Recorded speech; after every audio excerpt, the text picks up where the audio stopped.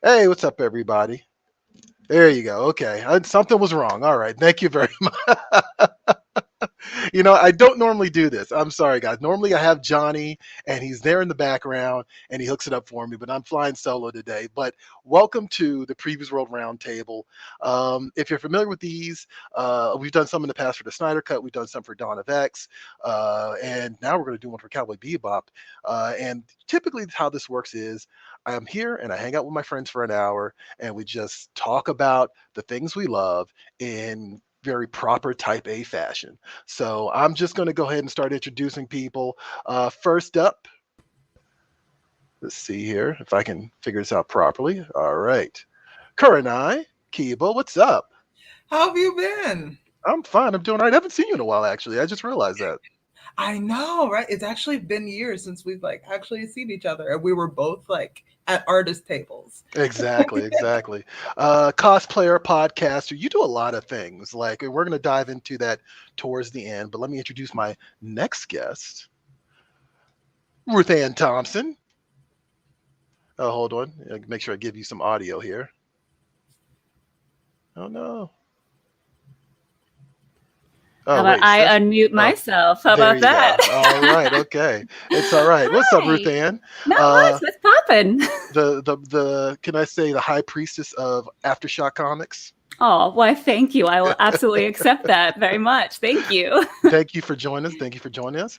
And last but not least, Chris Powell of Three Black Geeks. What's up, man? Hey, what is up, peoples? CJ here, just here talking Cowboy Bebop after watching the show on Netflix earlier. So yeah, we're gonna talk about that a little bit. I don't want to spoil anything for anybody. No, definitely. But yeah, we're definitely going to discuss the new show. I saw the first episode today, and I have some small thoughts. But I've seen nothing so far. I'm so nervous. Well, I won't. So we cannot ruin anything for Ruth Ann. Kurenai, have you seen it yet? I watched the first episode. Okay, you're in the same boat as I am then. Okay, so for the sake of Ruth Ann, we're not going to spoil anything, but we are going to spoil the hell out of the original TV series, Cowboy Bebop, right? Yes, absolutely. Absolutely, guys. The show's been around for 20 plus years. At this point, if you haven't seen it, what is wrong with you? And if you're going to watch a Netflix show before watching an animated series, I say watch the animated series. By all means, watch the animated series and truly understand why this is one of the best anime of all time, as far as I'm concerned. So, here's the deal, right? I am not an anime. I'm an anime manga tourist. I'll be very open about that. And my favorites are all the stuff that you'd expect, I think. I like Ghost in the Shell. I like Akira. I like a handful of Miyazaki movies. And for what it's worth, Cowboy Bebop is at the top of my list of favorite animes of all time, right? So I own the DVDs when they came out, and I realized today I own it 4 different ways. So I own it on YouTube, right? I own a Steelbook Blu-ray for it. I also own it illegally because I downloaded it a long time ago. I own the soundtrack on vinyl. I have a hoodie, I have a T-shirt, I have a Spike toy at my office. It's real. What can I say? The love is real.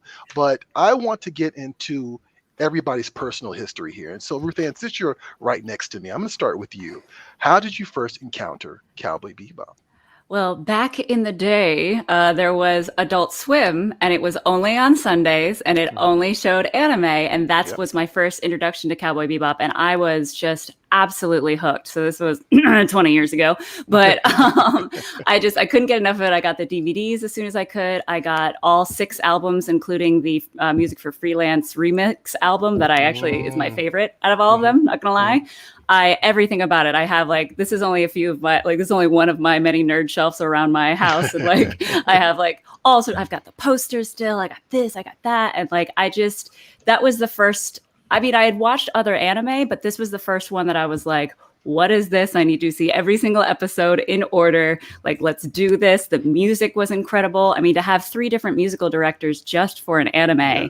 Mm-hmm. And then, and I love the fact that fight scenes were so incredible too, because they actually built miniature sets to figure it out before storyboarding it and putting it together. It was just, and of course I had to go back and get all of the manga, including the Shooting Star series as well.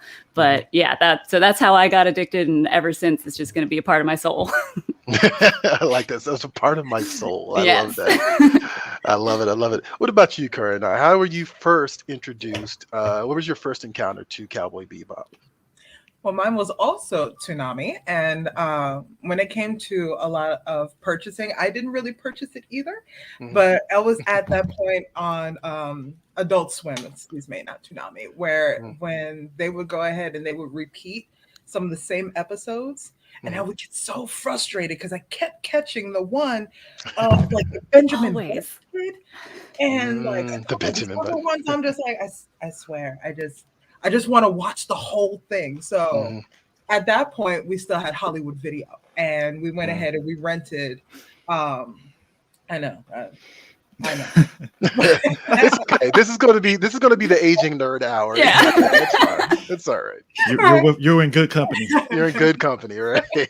But so I went ahead and I rented a lot of my anime through there. Mhm. That or then once I finally was able to go ahead and watch the whole entirety of it through renting through Hollywood Video, then I purchased it through FYE. Uh-huh. Yeah, right. When they Yeah. had that anime section there too. So I went ahead, I saved my coins from gaming competitions, Okay. and I finally, because I was too young to have a real job. So that's where all of my money went, was to anime, including Mhm. the Cowboy Bebop. And once I realized that there was a movie for it, I got the Mhm. movie as well, and all the kind of fun stuff too. So I'm right there with you. Yeah, absolutely, absolutely. And what about you, Chris? You're in the hot seat now. I'm old school, Oh, so what was your first encounter with Cowboy Bebop? after Otakon 2000, I actually had some of my older cousins, since they were already anime heads. They're the ones that kind of got me into anime when I was young. Mm. They managed to dub over some bootleg copies of VHS copies of like the first, I think, half of Cowboy Bebop, and I was like, "What is?" I told them about it because I saw some of the stuff at Otakon at some of the dealer tables and stuff, but I didn't have the funds to really buy it and stuff because it was expensive at that time. Mm. So they dubbed some of the episodes for me on VHS, and I got hooked on it. And then once it hit Adult Swim that following year, I immediately was like, oh, I have an avenue where I can actually watch all the episodes and stuff, since I only saw the first half of it and stuff. Mhm. So once that happened, and then I ended up buying the DVD set, the Perfect Sessions set from not FYE, but I think was it Sam Goody at the time. Mm. And then I actually did go to the theater to see. I actually went to a theater in Georgetown to actually see the movie when it Oh, dropped, man. because it was only like a handful of theaters that were actually Yep. showing it and stuff. Mhm. Yeah. And then I ended up, like I said, with Troy, I actually bought the Steelbook Blu-ray of that because I wanted to get the regular Blu-ray, but I was like, hold up, I know they're going to do a Steelbook. Let me hold off on that. And I saw the Steelbook at Best Buy, and I ended up copping it. And Yeah. I have been hooked on it since then. Since 2000 onwards. It's been... Actually, you know what? I wonder if we were the same screening, because like I know there was a limited run of Knocking on Heaven's Door, the movie. Yeah. And I went to Georgetown as well, because we both live in the same area, basically. And yeah, I remember breaking all appointments. We might have been at the same screening, because I remember there was just maybe like a Friday and a Saturday and a Sunday, and it was gone. Yeah, I went on a Friday afternoon. Like I left out of Mhm. like I only had one class that day at PG. Well, no, because what year Knocking on Heaven Door come out? 2001, actually. I think it was 2001 or 2002, something like that. If it was 2002, I think I ended. Yeah, 2002. I saw it. I actually left. I only had one class at community college at the time, and I left out. I took the metro, and then walked from I forgot the name of the station all the way to Georgetown, and watched it, and then left and stuff. So fun times to watch anime, folks. Because nowadays you can just go to any theater and you can watch, My Hero Academia and DBZ now and stuff. Right? It's Yeah, so that's true. crazy to have Yeah. it be pop culture now. You're like, oh, it's just right. Everybody It's can watch everywhere. it now. Yeah. Right. Everywhere now. Yeah, actually, it was 2001, actually. Yeah, and I remember at the I time. was looking it up too. I was like, was it Right. 2000? Yeah. Yeah, Yeah. it was 2001, which is actually around the time that I think it actually went to Adult Swim. Yeah. So I remember kind of in that moment just kind of being like, did I make this happen? Like, I've been watching this like a lot lately, and all of a sudden there's a movie. Like, how did that happen? But of course, the series had been a couple of years old at this point. So Yeah. so all right, let's just dive into it. Like, personally, what do you guys love about this series? I can tell I did a rewatch of this, and I've been doing a rewatch of this for the last couple of days. I haven't seen the entire show in probably about a decade. And so there's a lot of stuff that I forgot about. and a lot of stuff that I just remembered and could like recite word for word, right? But one of the things that I kind of came away from the series this time was that it's very casual in terms of the things that we take for granted in terms of TV shows. Like, you have these like locked in arcs, and it's like every 2 or 3 episodes we get back to the main character. We get back. But this show is like, no, you get 3 episodes of Spike and his story, you get 3 episodes of Jet and his story, and 3 episodes of Faye and her story. And maybe you'll find out about Ein, maybe you won't, doesn't matter. Yeah. Because it's just very casual. And it was actually, oddly enough, for it to be a 20-year plus old show, very refreshing. Because binging so many Netflix shows now, right? You just kind of like, you just kind of expect a pattern, right? Absolutely. So I'll start with you, Ruth Ann. Like, what did you love about this show? What captured you about this show? I think kind of adding on to what you were saying about it being like casual, but it was also just in this beautiful world that felt very grounded and yet still very futuristic and all that kind of stuff. As well as, for me, that was the first anime that I liked the English dub. So to this day, anytime I rewatch the whole show, I'll decide like, is this going to be the sub or the dub day? And like, I'll go through it because it does change it just a little bit. And like, there's definitely some scenes that hit very differently in Japanese than they do in English. But I think it's just that thing of, it was so not, like you said, it was casual. It was very like, it wasn't so fantastical, and but it just kept it where you felt like, I could go to this world. Like I could be there. I would totally be a bounty hunter in this world. Absolutely. Absolutely. What about you, Kurenai? Like, what captured you about this show? Honestly, I couldn't agree more. And that was actually the point I was going to make too. It's such a believable future of having like, I can't afford parts for my busted shit. Right? Because like there are sometimes when it comes to some futuristic sci-fi, it's very polished.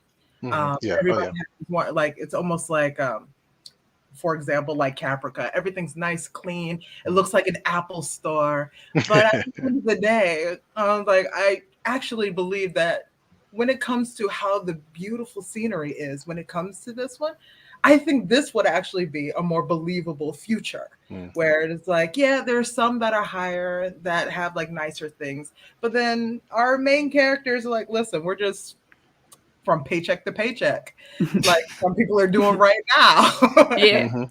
Right? Trying to make it as bounty hunters, doing their thing. And sometimes they're way in debt, sometimes not so much in debt. And I think it was like that, almost the fact that it was almost believable for me. It was just like, this is actually really cool. I really enjoy this. Absolutely. What about you, Chris? What did just grabbed you about this show on the initial take? Probably because it was different from a lot of the anime I was watching at the time, which was a lot of shonen and out there anime, on the level of like Ninja Scroll and, at the time DBZ. I was like keyed in on Dragon Ball Z. Like you couldn't get me away from that. So to see something that was very just grounded and down to earth, it kind of captured me. And like Kurenai said, it felt very realistic to how society is and stuff, even down to there's one episode where they go to Earth and there's like space debris around the Earth. That's realistic to how today. I found out years ago, I don't know if it was Neil deGrasse or somebody else that said, we actually do have a lot of space debris around the Earth and stuff. And those little details, it makes it very, very realistic to me and stuff. Even some of the action was very Hollywood-esque and stuff, because, Knocking on Heaven's Door was like, I remember one of the critics sat there and said it felt very much like a Hollywood movie, just in animated form. But the plot, very simple plot. You don't even have to watch the anime to actually understand that movie. You can just go into it and it's like you're there. So it kind of got me to watch some of the other normal down-to-earth anime that wasn't shonen and crazy and wild and stuff. So absolutely. So how does the soundtrack impact the show for you? I mentioned I have the vinyl. I have there's actually like a lot of versions of the soundtrack, and I actually discovered one of the ones you mentioned today for the first time that I didn't even know about. So good. Ruthann. It's so good. Yeah. That actually was my work day today. I was like, okay, I'm just going to listen to this, I guess, because this is just already working for me. Yeah. I actually fell into a bit of a rabbit hole in terms of Yoko Kanno's like personal history with like different projects and working with Shinichiro Watanabe, and like it made me more enamored with the soundtrack because I really hadn't like picked up on those details before, how they just really did dive into the history of American jazz and American music, and really, the director just let her go. And she prefers that style overall because it really did embrace the mentality behind jazz, So how does the soundtrack impact the show for you personally, Ruth Ann? I mean, it was added to the grounded level of it, right? For having a band that was created called the Seatbelts just for this entire anime. Like, and also I love music, and jazz has been like, my dad raised me on it. So that's like the thing that I just love so much. And to have it be like this cool futuristic thing that then like brings in some jazz, and the fight scenes, it changes completely, especially like that first fight scene in the first episode between Spike and what's his face. It was just like, it made everything into like this really cool dance number. Like almost everything was a music, video. So for me, it absolutely just made it that much more addicting. Absolutely. What about you, Kurenai? There's always a point whenever it comes to an anime when the music doesn't work well with it, it immediately just, off the bat. And it's one of those where from start to finish, every piece that they do is perfectly curated to what's going on, and it adds so much more to the experience when it comes to each episode. And going back to what Cedar was saying, that it's semi-episodic, I would say, almost, with it, and it's just like, but it still adds to that really nice flow when it comes to the music, almost as if the music itself is what really, along with, the casual story, is just another bridge that connects each and every episode together. And I just think that's amazing. Absolutely. What about you, Chris? Like, what about the soundtrack just kind of works for you? I'm a big fan of the instrumentals and the jazz and everything with it and stuff. Like I'm not somebody that goes out my way to listen to jazz music like that, but like if I've heard it, if I happen to be at like a library or just walking through a store or something like that, I happen to play it, it's like, oh, it's actually pretty good. A lot of anime soundtracks don't really, like, I'm not the type of person to be like, I gotta listen to this song from this anime, but Cowboy Bebop was like the very first anime that I actually was like, hey, I actually want to listen to the soundtrack for this show. Like, it really just hits it immediately and stuff. And I mean, I was excited when it hit Spotify. I ain't gonna lie. Like that excited me even more. I was like, oh, all the soundtracks is on Spotify? All right, cool. I actually want to get the vinyl too if I can find it. So that's something else I want to do. I lucked into that vinyl. Like, I couldn't believe I had found it by accident and got to pre-order it, and I was just very, very, very pressed to get that vinyl. So let's talk about favorite episodes, because revisiting this, there's ones that always stuck out of my head, right? Mushroom Samba is hilarious to me. So like, good. I love that episode. The Ballad of Fallen Angels, I remember distinctly being the episode where I was like, oh, this show is good. Okay, all right. So I'm just gonna watch. There were DVDs at the time, so I was like, I guess I'm gonna buy the next 4 episodes now. But let's talk about that. Ruth Ann, what is your favorite episode of Cowboy Bebop? I mean, it's so hard. Yeah, because I'm gonna have to, like, bringing up the Mushroom Samba like that. That was just such a funny episode to have, like, with everything we just come out of, especially in the series. But for me, Jupiter Jazz, like that 2-parter, like. For me, there's just so many different levels that it hits of, I've always loved Faye, but like, to me, she's just so badass in that one when she's like in the bar and she knows that she's the only woman on this planet and she knows somebody's going to follow her. And she just wants to get in a fight because she's frustrated and she's like, you ruined this. Why would you save me? Like, and then also, I think one of my favorite lines from Spike, that it is very different depending if you listen to it in Japanese or the English dub, but it's still so good, is when some, like, the, what's his face, corners him and is like, thinks that he's vicious, And he's like, you don't even know what fish is. And you're like, oh, Jesus. like you just find out so much more about him. And then like just Julia is such a gorgeous character and this almost mythical like person that's just so beautiful and ethereal. And like, of course, like Spike is addicted to her. And like, just that whole, that two-parter for me is like the pinnacle of Cowboy Bebop. Absolutely. I saw some people, I've been watching a lot of like YouTube essays, and someone mentioned that, Julia was underdeveloped, and I was like, no, that's kind of, Julia's kind of like needs to be whatever you think she is, because she means so much to Spike, you know what I mean? And I was like, that's the point, So I'm glad you actually mentioned that. What about you, Kurenai? What is your favorite episodes, plural? Okay, good. Yeah.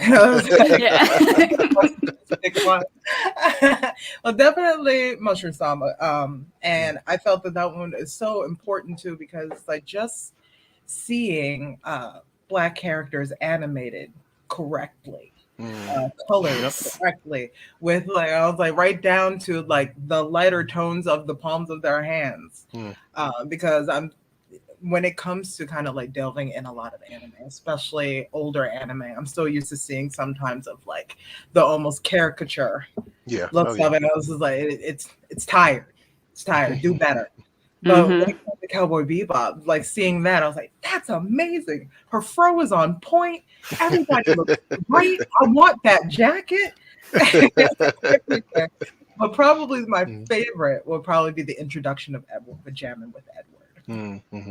Just how, even though she's so aloof, like everything was in her control from start to finish, and it was just even though there's almost a kind of underestimation when it comes to Edward, and the two don't realize. I was like, no, she had everyone in the palm of her hands, and that's probably going to be my favorite character.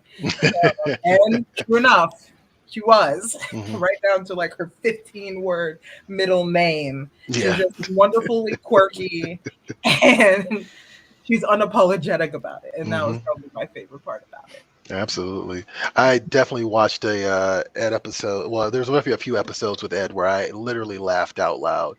And typically, when they introduce a kid to any show, I don't care if it's like an American TV show or Japanese TV show, it's like, are we about to jump the shark? But Ed's really locked in. Ed is actually provides some great comedy bits, for sure. What about you, Chris? What are your favorite episodes? I actually you might as well call it like a 5-episode arc. The whole thing was Spike and Vicious and the whole syndicate from Ballad of Fallen Angels all the way through Real Folk Blues and stuff. Mainly because like most people, when they see that, like you mentioned before with the whole thing of Julia didn't get much of a story arc, it kind of, those 5 episodes kind of leaves you as the viewer to kind of put the pieces together of what could have possibly happened. Yeah. But at the same time, you're not necessarily mad because the show kind of gives you a general idea of what could have possibly happened that led Spike and Vicious and Julia to kind of go into this collision course to the way the finale ends. And I just like how in every episode where Spike has to fight the syndicate and Vicious, like he gets messed up, just injured beyond belief, and still just pushes through somehow. It comes out of it somehow, some way. Like it's very, like I said, it's very action. Personally, I think that's probably where John Wick kind of got his inspiration from a little bit. But like, I just like that whole action aspect of it because it's telling the actual visual story of what's happening and stuff. And then once you get to Real Folk Blues Part 2 and seeing Spike have to make that decision, like, all right, I got to actually fight him straight up. Like this has to happen, So I just like how it all just ends, and even not really spoiling it, but just even the way everything ends, you're kind of like, well, that was satisfactory. I'm not really mad. Right, yeah. It's all in the way they presented it. I'm sorry, go ahead, Kurenai. What did you say? Oh no, I was like, you're right. The way it ends is just, it hits every sensory. Like it just keeps going from start to finish, and then you realize you've been glued to the TV for like 40 minutes. Right. And it stays grounded because even the ending is like, yep, that's how it just ends. It's just over. But like, there's no happy ending. There's no Dude, I remember in like 2000 8, I had a t-shirt and I was like, I can't wear this. Like, I feel too bad. It just said Spike dies. That's all it says. And I was like, or does feel he? good. I mean, like, even Shinichiro said it best. It's up to the. I mean, I think that's what he wanted it. He wanted it to be up to the audience interpretation of how they figure out the ending. It could be, and it's done in a way that you're not like, kind of like Inception. You know, the way that ended. It's like, well, it's up to the audience interpretation of what you think of it. Is it real? Is it fake? Yes. You know, whatever works for you, you know. Absolutely. Actually, that was something else I noticed on this viewing is there's a theme with all the characters of like they have this past, and it's kind of like the show's basically saying, guys, get over it, move on. Yeah. You know what I mean? And I thought that was actually the interesting way that the last episode punctuates things. It's sort of like, does it matter? It happened, you know, let's just keep going, you know. And I thought that was really interesting. And it's also very realistic because like you're not going to know everybody's past in your real life. Like that would be very strange if you knew every single aspect of somebody's past and like how they became who they are. And like it felt like a more organic way of learning about these characters. I mean, that's what happened in the first episode, Asteroid Blues. Like they don't say introducing Spike Spiegel, and it's like, no, this is Spike, this is Jet. We get their dynamic, right? You get their bounties, and that's it. They just put you in that world off rip. They don't. There's no origin story of it and stuff. No, so you're thrown right in there. Absolutely. So actually, Ruth Ann, you mentioned the voice actors, right?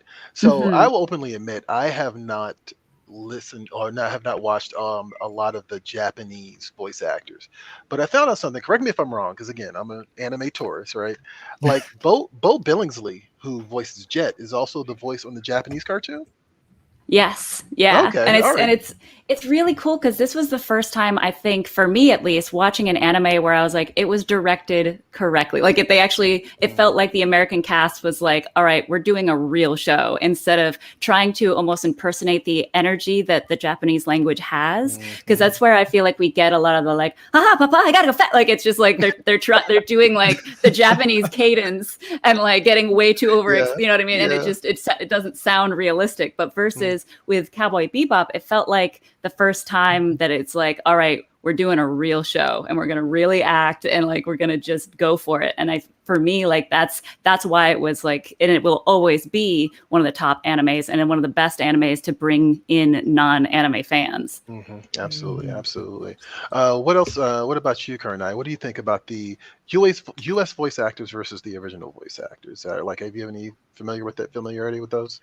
I am. I actually, I'm quite the junkie to kind of do the comparison when it comes to sub versus dub. And I love the little subtleties, which is I'm really glad that you went ahead and pointed it out earlier. The little subtleties here and there that you can have between the two worlds.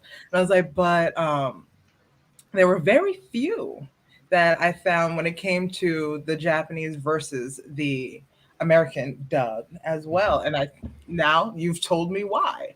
And I was like, it's very different from like other animes, like Dragon Ball Z.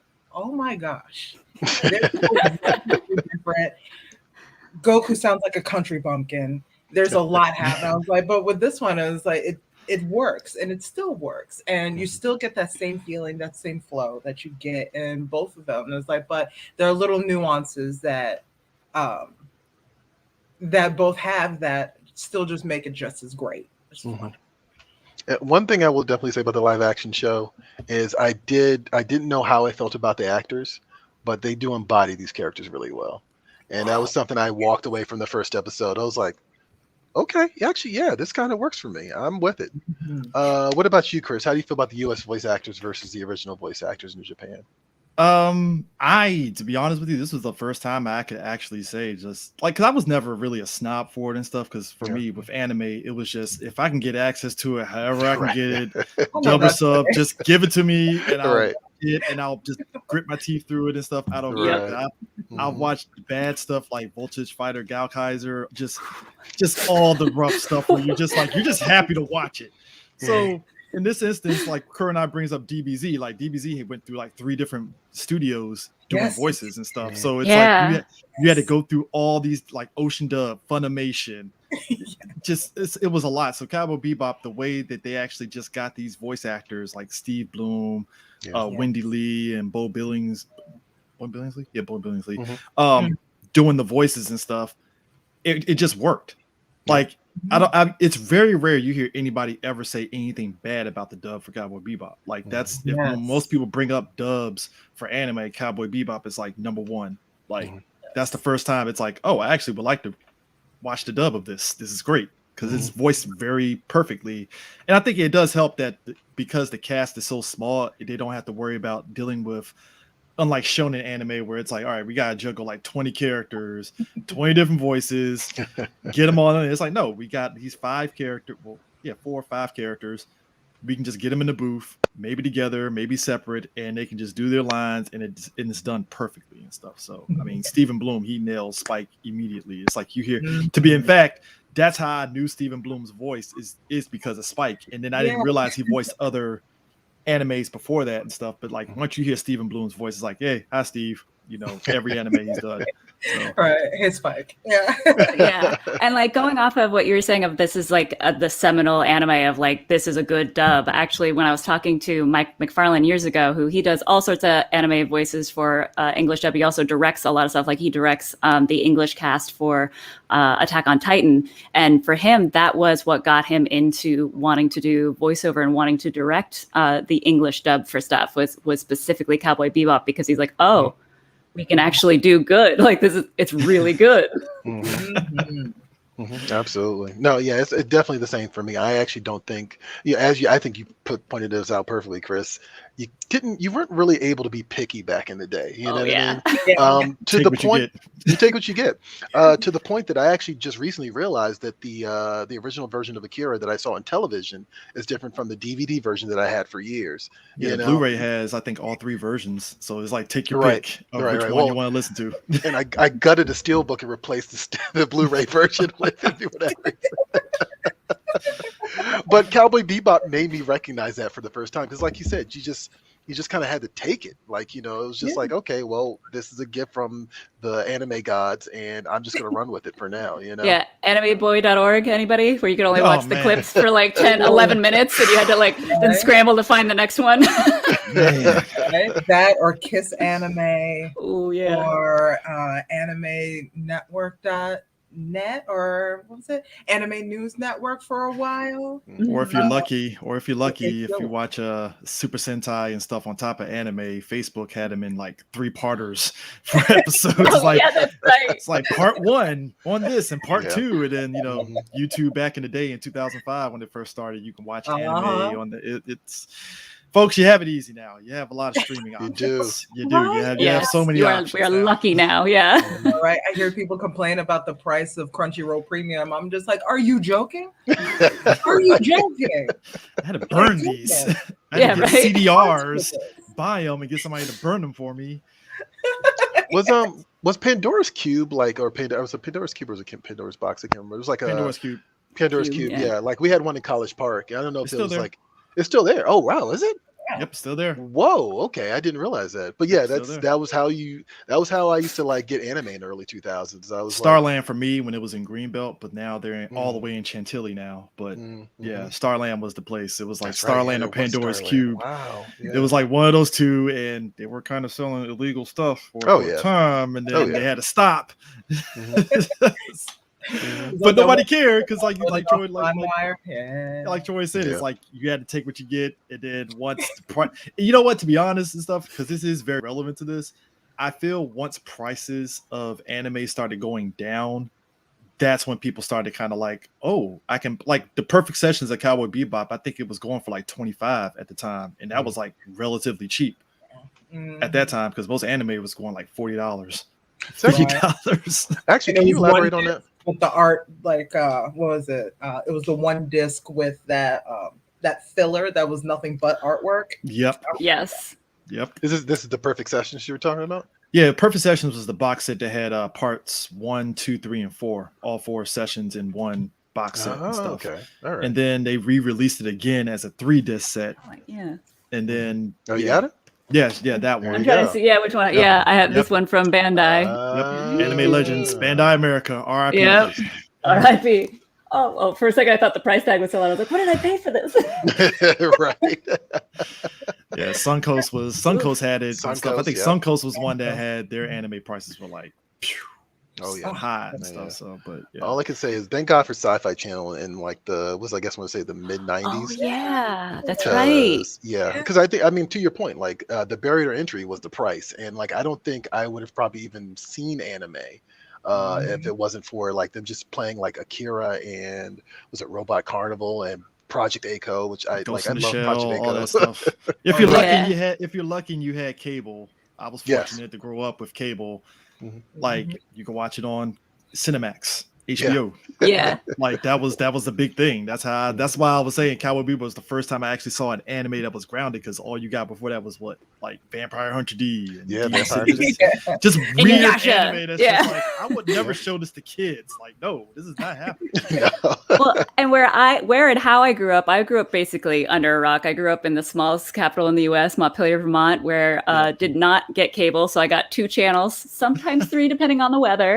And there was no shops for like anything like that. There's still no comic book shop there. Like that's how hard it was for me to connect with people. But there was one, like, and I think it was literally called the Downstairs Video. So it was like this very independent, and they would have like all foreign stuff. And I'll just never forget being like 13, 14, and my friends are like, oh, Ninja Scroll, let's watch this, it's an anime. And we're all so like, me and my 2 friends are sitting there, and like as soon as like that first scene happens where like the rock dude is going down on that chick, and you're just like what am I watching?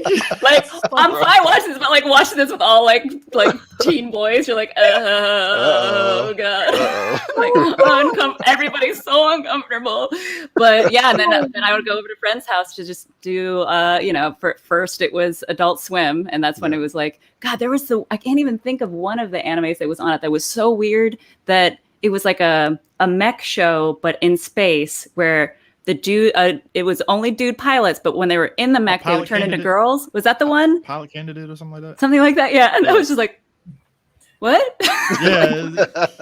And then Cowboy Bebop, I was like, okay, this one makes sense. I like this one. Right? Yeah. No, I was definitely guilty. It was for me, around that time. It was I really got into Tenchi Muyo, which was on Toonami. I think that was on Toonami, right? It wasn't Adult Swim. It was Toonami show. They showed the movies on Sci-Fi Channel, but the show was on Toonami, definitely. Yeah, and I ate that up, and I loved Big O, and then I just kind of started to realize, like, oh, you can watch anime late night, and definitely discovered Adult Swim and Cowboy Bebop that way. So. Favorite characters. Let's talk about that. I didn't really give you guys a heads up on this, but what is your favorite character? Like, it might even be hard to choose. If you don't want to decide, it's fine, but we might as well do it, right? Ruth Ann, I'm going to make you go first. I think, I talked about Julia because I love her as a story character, like what she brought to it. But for me, I think my favorite character is Jet. I always loved how he's just so solid. And like when you find out his past, and like it was a very honest and realistic way of a relationship ending, and how it's like wasn't really anybody's fault, but they just weren't meant to be together. Like it just his story and the way that he dealt with his past of of being double crossed and all that. Like I always really just loved his whole thing. Mm-hmm. No, actually, I will say. That was something else I picked up this second go around. Is Jet is very immovable in a lot of cases. I mean, he gets forced out of his comfort zone a lot because of the people on his ship, right? But then you see that episode where like you meet the woman he was with, and then she's like, "You never let me like make mistakes, so I just never let me live." Mistake. Yeah, right. And I was like, man, that's got layers to it that like I don't think I even picked up. I had actually forgotten a little bit about that detail. So absolutely. What about you, Kurenai? Favorite character? I know, right? I was saying earlier, definitely Ed is my favorite. And I would have to say probably my second favorite is Vicious. I know. And I was like, and normally when it comes to these, I know, because I'm normally that one person where everyone's like, oh man, the heroes. I'm like, but the villain. But the villains, though, like, right? And it's like, because when it comes to storytelling, the hero always saves the day. But when it comes to the villain, they always make sure that the story is a good one. If you have a great villain, then hands down, you will have a great story. And I'm always really a sucker from when it comes to how the villain kind of lends itself to kind of having this weird spiral into this interesting webbing that they create when it comes to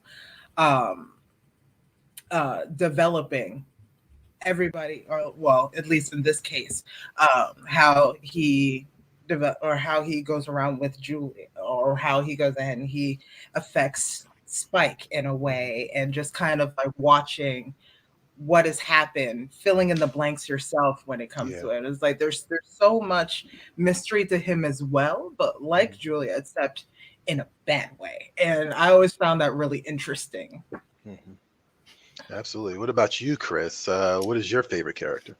I mean, I like Spike, and definitely with Kurenai on Vicious too at the same time, because I like their kind of dichotomy and stuff. This is a stretch, but I like Vicious, you know, a little bit because it kind of felt like Marlo from The Wire a little bit, where he did not care about no traditions. He was just like the way he kind of went about the syndicate. He was just like, you guys suck. I'm gonna kill you guys. I can do a better job. And he went about it, and he was a man of his word, and he did it. And I think that also kind of blinded him to like his, and you know, to what Spike was doing at the same time. But I like their kind of like yin and yang aspect to him and stuff. Because Spike, he wasn't necessarily a person that had clean hands either.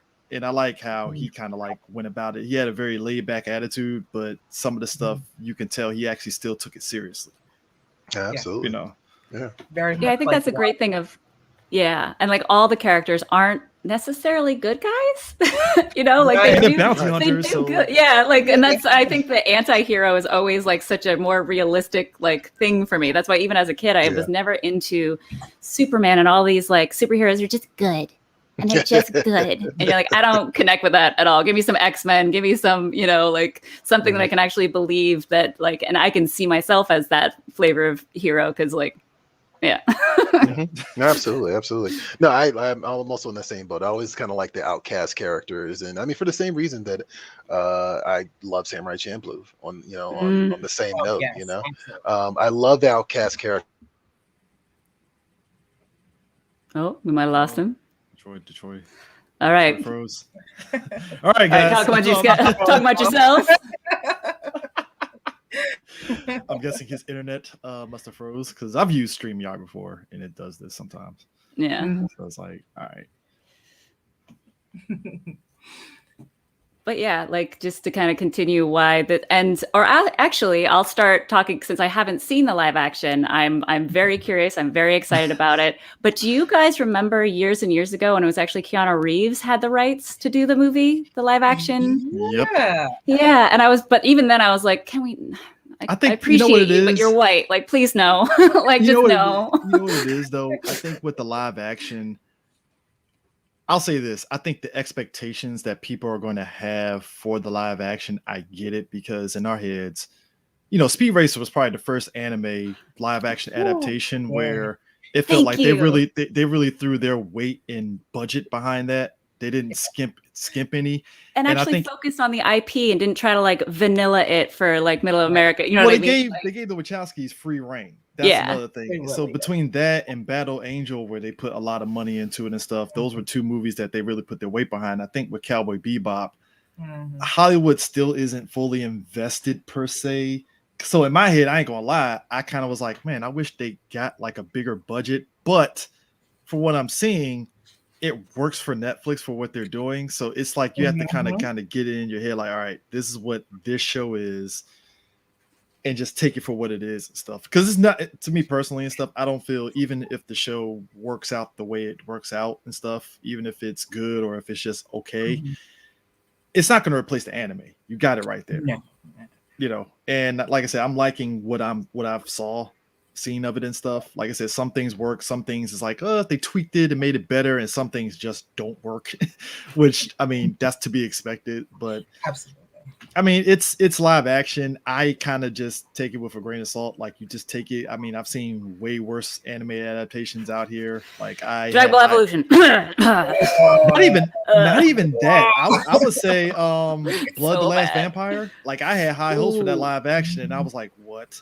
I'm sorry. What is this? I didn't even give that a chance. I was like, no, I'm good. Hard pass. Like Good. people forget about Blood. People forget about the one that Sam Jackson did. Wow. You got this. I believe in you. It's a girl. She's an assassin. Oh, Kite. yes. Yeah, Kite. Like. All right, we're still here. Yeah. Okay. So, no, we're talking about Blind, like, but it's like Welcome back. So it's like, so for me, like I said, it's not spoiling it from because I've seen all the episodes today because I had time today and stuff working from home. Thank you. But like from what I'm seeing, it's like it did fine. Like it does what it needs to do. And like I said, the anime is right there, guys. You can just watch the anime. Yeah, that's the thing. It's Is available. yeah, on the same exact platform. Yeah, and that's the thing is that I feel like one thing that aggressive fans of any IP get too bogged down by is that they're like, it ruined my childhood. It ruined the show, and it's like the show still exists. You can still just I'm a Power watch the Ranger show. fan. I'm a huge Power Ranger fan. I like what the 2017 movie did. You know, for better or worse. Yeah, it was like there was some things they did that was good. There was some things I was like, I wouldn't have did that. You know, but at the same time, it's like, well, I have like 30 plus seasons of the show on box set. I don't like it. This movie, whatever it does, it is what it is. But I got the show right here, so I'm good. Yes. You know. Oh man! And when they all got together and the theme song from the original show came on, I was like, yes. And it's the same thing with live action. Like I said, I would say this. I think everybody that's imbuing the characters in this live action show, they do good. Like I was shocked. The dude that played a Bushmaster, he does a really good Jet. Like, it is the guy who plays Bushmaster. I totally forgot. Mannerisms, I did not realize everything. That. He does the voice and everything. And I'm like, if you close your eyes, you're thinking it's Bo Billingsley like talking. It's Real. like right on the nail. Right. Oh my god, yeah, you just broke my brain by saying that that's Bushmaster. Because I was watching it the whole time. I was like, I know I've seen this actor in other stuff, and I couldn't think of what. But I was like, Luke Cage season 2. Okay, that's right. All right. Yeah, there you go. He's a great actor. He very much changed himself drastically to become Jet. And like it took me a couple of seconds too, but I was like, wait a second, I recognize those eyes. Yeah. It's the eyes, man. It gets you every time, man. No, he did. He's done extremely well so far. I've only watched episode 1. Yeah, him and John got a good dynamic. I like him. Yeah, they do. So. You know, I was kind of on the fence about John Cho. Like, I think in my head, I fan cast Keanu Reeves like about 5 or 6 times. Right? We all did. Which is funny that you mentioned John Wick earlier. But yeah, because that's what we were talking about when you needed to take a little internet break. But but it is crazy to remember. Like, yeah, he did have the rights to do it as a movie, but yes, I do remember still just being like, but you're white. Like, just don't. Like, just no. Well, you know, I see. We could get into that because I wasn't sure if I ever interpreted Spike as Asian, to be honest. That's the weird part about anime. It's like the way they draw characters. They're from the country, obviously. Like, especially when you watch a show like Bleach, for instance. It's like, but the character is white. But then you realize, okay, it's Japan. That's how they draw the characters. Trust me, people. It's a lot deeper. Yeah, no, it is. We can definitely dive deeper into that. That's another hour right there. Right? Yeah, right. At least. Right. No, there's definitely. That's just what it is. So it's like when you look at Spike, it's like I don't see Japanese. It's just a white dude that's cool as I don't know what. Dude from Mars. Yeah, that's all. Yeah, some dude from Mars. I mean, he's from Mars. There you go. So I thought Jet was black. Somebody was like, Jet's not black. I was like, what? Yeah, like what? Yeah. I mean, I also kind of had to throw that out the window because there's another character in the show who is definitely not Asian, but they referenced that person as like the last name is Matsumoto or something like that. I can't remember what the character was, and I was like, well, it was like all the rules are out the door. It doesn't matter. So I'm just gonna watch this and enjoy this. So let me stop being the internet for 5 seconds. I know, right? And like, but when it comes to like when you stop and you think about how we like in that world, it was like you have to kind of like, okay, humans have gone beyond just the borders of Earth. We've traveled so far and have like mixed and mingled and so it's like, and that's one thing that I really did always appreciate with it too. Sorry, is that is that it's still incredibly diverse. You have such a range of different people, of different looks, and there's no like cookie cutter styles or like shapes to people in that entire series. And I think that's another way of kind of like another reason why that show is also so great. Oh yeah, Yeah, for it's sure. totally like above a lot of animes in that way because like not even face shapes or eye shapes are the same versus like you watch any other like anime and you're like if you change the hair color that's just Goku again. Like that's the same face. The show avoided aliens. That's the crazy It did. part. I was shocked because you always expect like they're gonna throw some aliens in this. It's like, no aliens. You're right. Yeah. That actually, I mean, I'm not mad at it. It's just like, right. aliens. No, that Yeah. stood out to me this time too. Like rewatching, I was like, you know what? I watched this whole show, and it's a sci-fi show, and I was like, yeah, there is no concept. Well, with the exception of Toys in the Attic, which Yeah. is like which is like the creature in the refrigerator, right? I love that episode. I love that episode. That's closest another. Just like, and she just eats it and it's done. It's done, right? Yeah. That's actually another favorite. That's definitely up there. same. And So the shenanigans. Yeah, and like it's such a juxtaposition between that and Outlaw Star, which that is so fantastical and all these like magic basically and aliens and this, and so like coming like to almost like somewhat similar themes, but then having it so much more grounded. Yeah. Absolutely. No, absolutely. Like so okay, you guys talked about the Netflix show. We're good on the Netflix show. Okay, all right, cool. We're good. All right, so I'll move on to my next question, which is where does this rank in terms of greatest anime for you? I gotta ask the like comic shop internet forum questions. I have to. Top three. Top three? Absolutely. Okay. Top three. Absolutely top three. But Top like three. it's also at whatever mood I'm in, because obviously I'm a Dragon Ball Z fan. a little bit. But like it's such a silly shit. Like anytime I've dated somebody and they're like, oh, I'll watch it. So I know what they're talking about. I was like, you don't have to watch it. Like it's a lot. There's a whole like 3 episodes of Bulma chasing a frog. Just like I'll give you like the notes. Like don't worry about it. Flip notes, we're good. Yeah, exactly. But yeah, I would definitely put this in top 3, and it's still, I mean, I go back and forth now that there's My Hero Academia for bringing people who aren't necessarily anime fans into anime. But like what I love about this show so much is also its succinctness. Like it's 26 episodes, 1 movie, and that's it. And it's perfect. Like, so I would absolutely put it in top 3. Absolutely. Yep.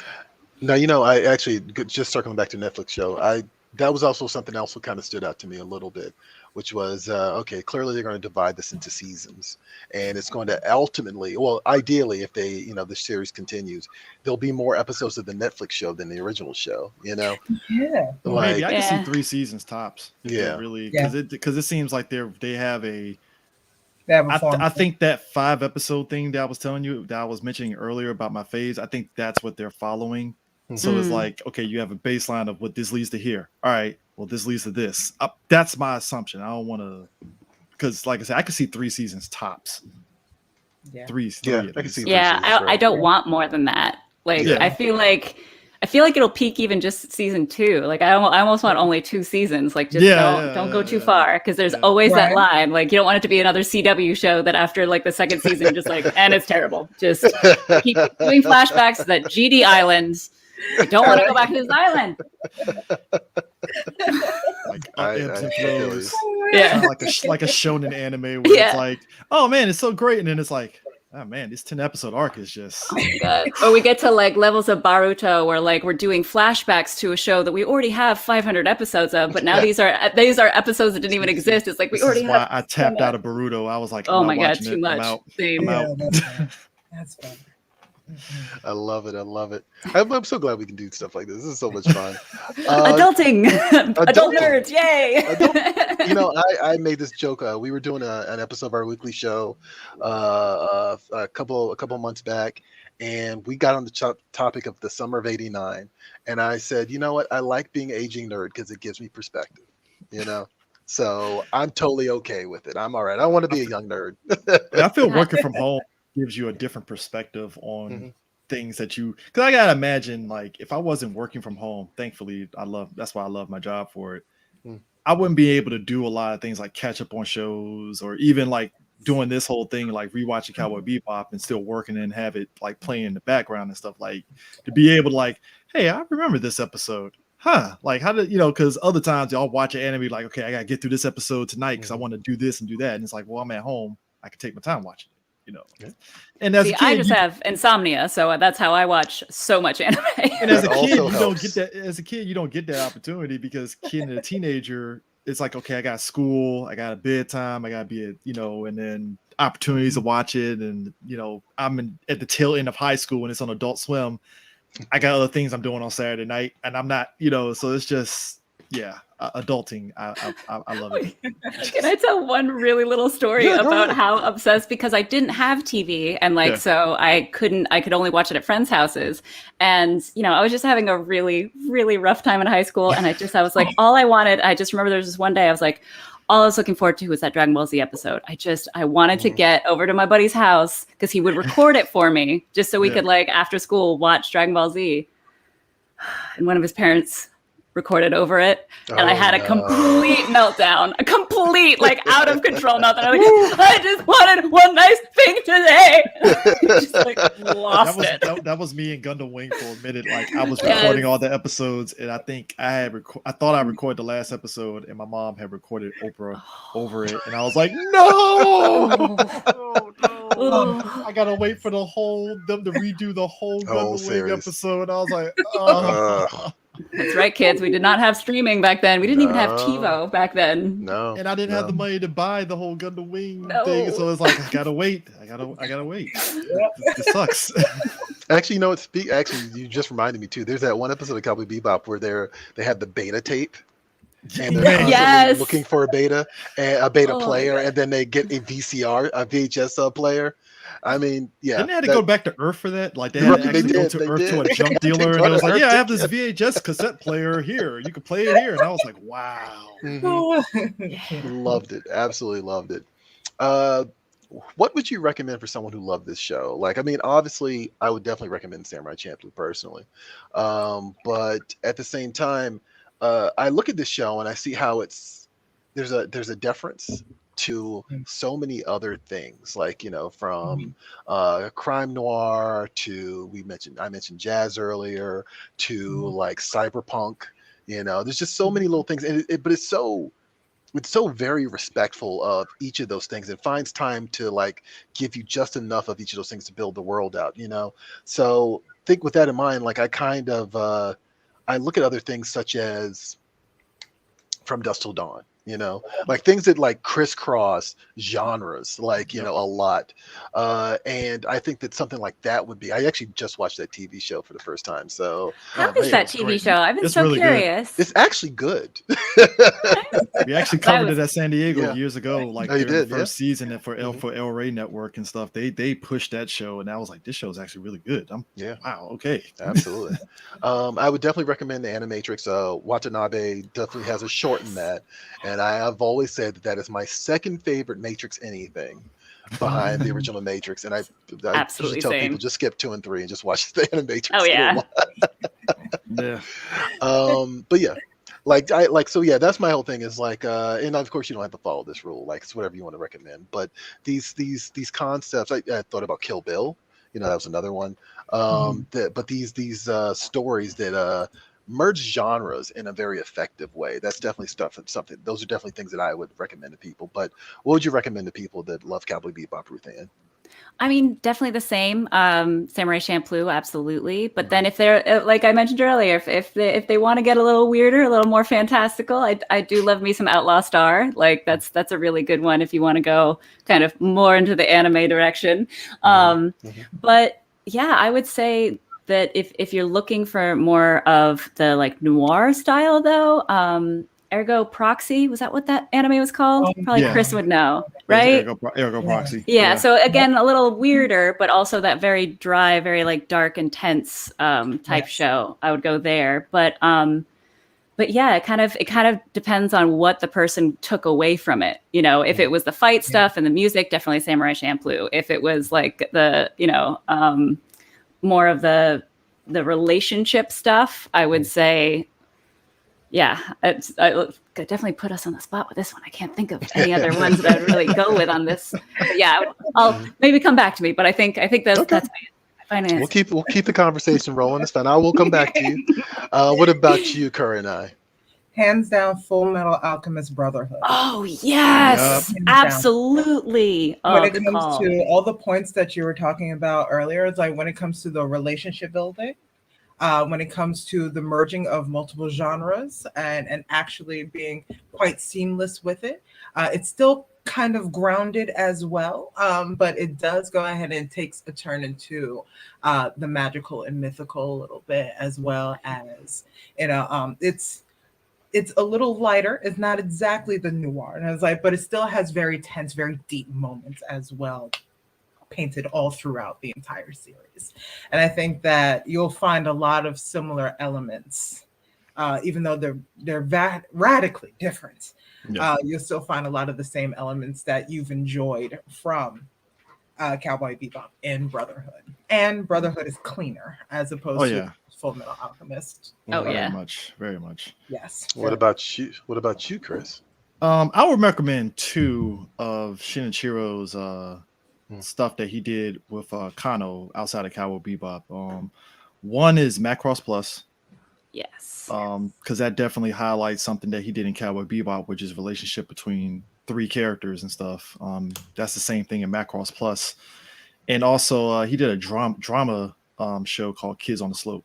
Which that's another one about relationships between people, except it's in a high school setting, and the whole thing is structured around jazz music. It's like a jazz musician band that these kids are a part of and stuff, and that's how they kind of connect with each other and stuff, is through that music and stuff. And it's actually really good. Like I said, if you really want to recommend something for somebody that's like, well, maybe they don't want to watch some of the out there anime and stuff, those are probably one of the more grounded stuff. Even Macross, you don't even have to watch any of the Robotech Macross anime to really watch Macross Plus, because it's just the story is focused on those characters in that world and stuff. Because I think Troy was there when we did our panel at MagFest years ago, back in 2014, and I mentioned that my dad had watched Cowboy Bebop, and my dad is not an anime watcher whatsoever, so I actually caught him watching an episode, and he actually was watching every episode of the show. Like, it was like midnight, he was watching that episode of the show. He's like, it's actually pretty good, and I was like, yeah. I mean, you gonna watch other shows? He's like, nah. But I think just because it's Cowboy Bebop, it was grounded in action and all that stuff, it just kind of, I guess, it connected with him. He's like, oh, watch it, why not? So, but yeah, those 2, Macross Plus and Kids on the Slope, definitely. Absolutely. Ruth Ann, did you want to take another stab at it, or you think? No, she nailed it with Full Metal Alchemist Brotherhood, like, absolutely. And for those that get confused, just don't watch the original show from like 15 years ago. It's good, but it's not as good as Brotherhood. Once Brotherhood came out, it was like, do I really want to watch the other one? Nah, I'm good. Nah. It has its merits, but I want to recommend one more thing, just because we got to pay the bills a little bit, right?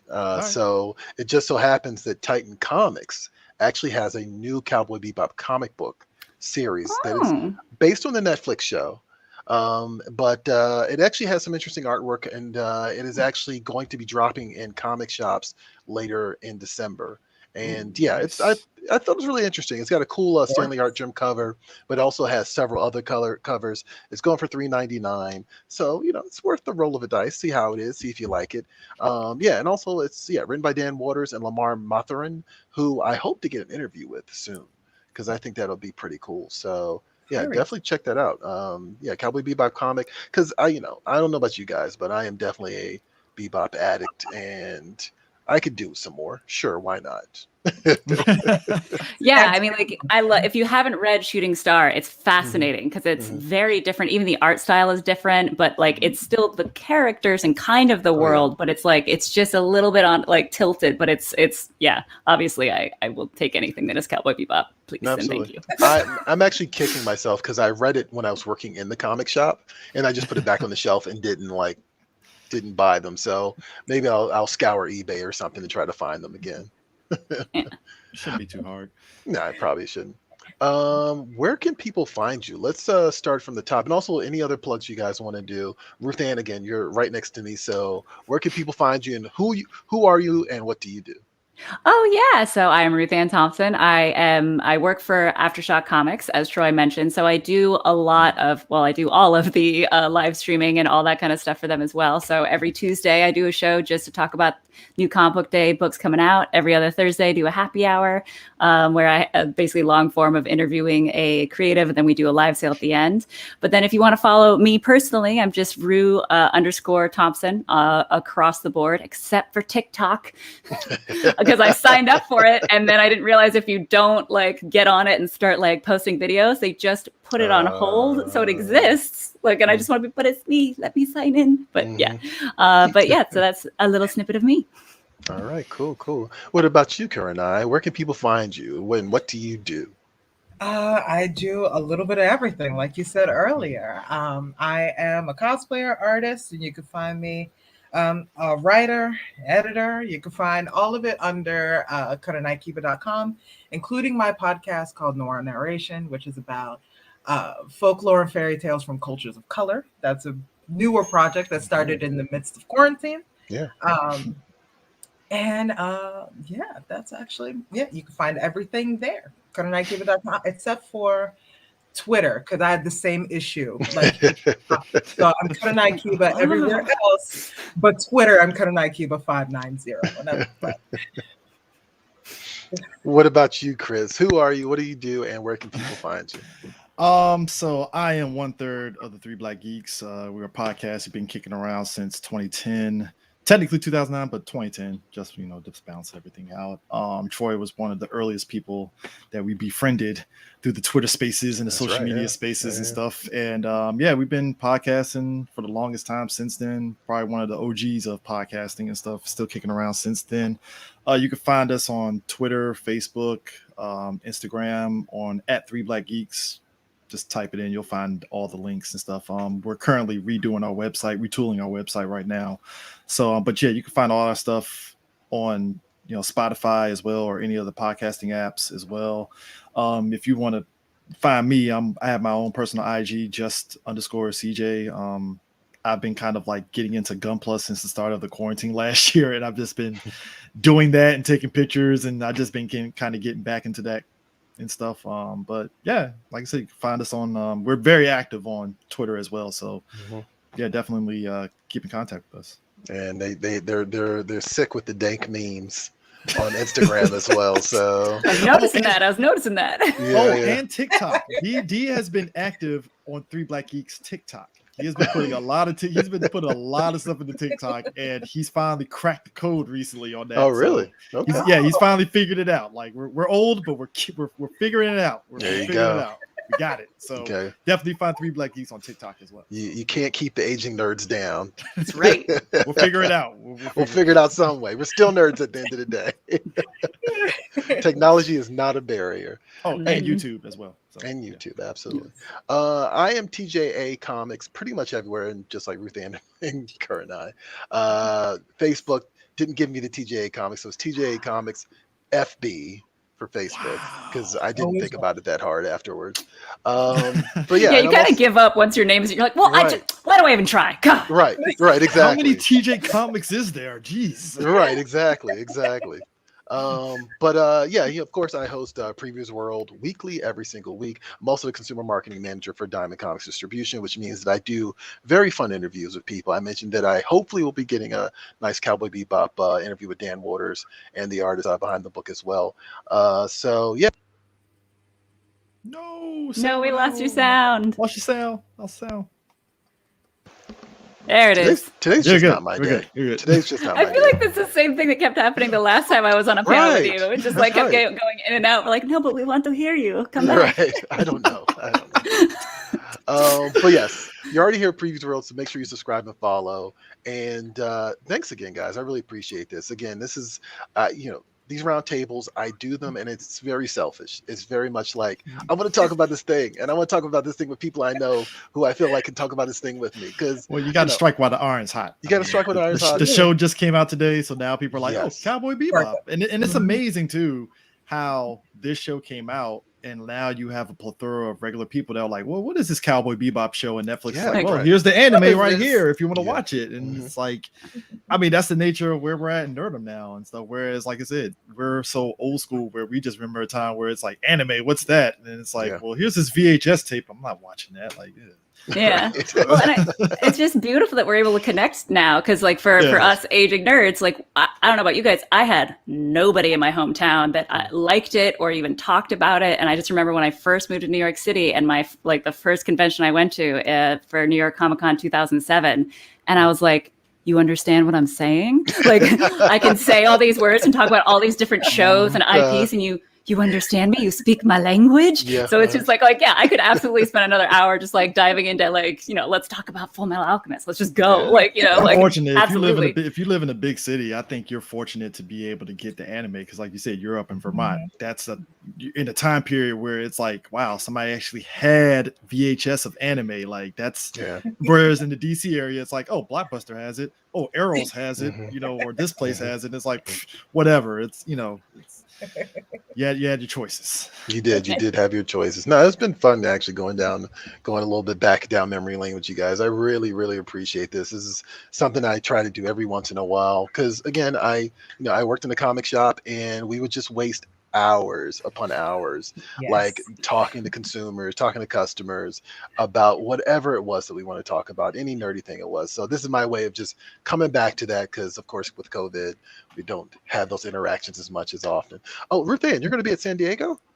I am. Crazy enough, like last week we were like, yeah, we got a booth, and I was like, oh, okay. So I'm going to be in San Diego for Thanksgiving, which is going to be also strange because we set up on Wednesday, and then Thursday the convention center shut down, so we're just going to be in Thanksgiving, like in San Diego for Thanksgiving with nothing to See, we got pressed for Thanksgiving for our outlet, and I was like, you guys would put it on Thanksgiving weekend when I want to be with my family. So do you remember when they first announced it? They're like, it's going to be exactly the same. It's going to have all the Hall H this, all the guests are going to be there. And then a day later, they're like, just kidding, because everybody wants to be home with their families for the first time. Yeah. It's like, and then so strange.